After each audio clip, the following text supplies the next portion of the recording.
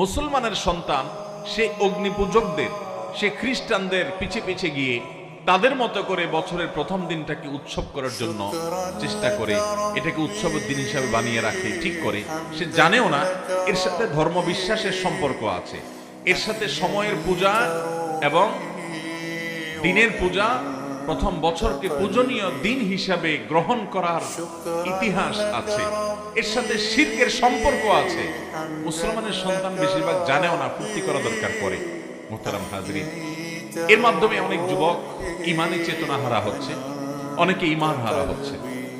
একজন মুসলমান প্রতিটি কাজ করার আগে তিনি অত্যন্ত বিচক্ষণতার সাথে স্টাডি করবেন, অ্যানালাইসিস করবেন, গবেষণা করবেন যে আমার আদৌ এটা করা উচিত কি উচিত না। ইমানদারের প্রতিটা কাজ হয় নেকামলের পাল্লায় উঠবে, আর না হলে বদামলের পাল্লায় উঠবে। তথাকথিত 31st নাইট উদযাপনের আপনার এই কর্মকাণ্ড, আপনার বিবেককে জিজ্ঞাসা করেন এটা কি আপনার নেকামলের পাল্লায় উঠবে না বদামলের পাল্লায় উঠবে। বদামলের পাল্লায় যদি উঠে তাহলে একজন ইমানদার যুবক কখনো সেদিকে যেতে পারে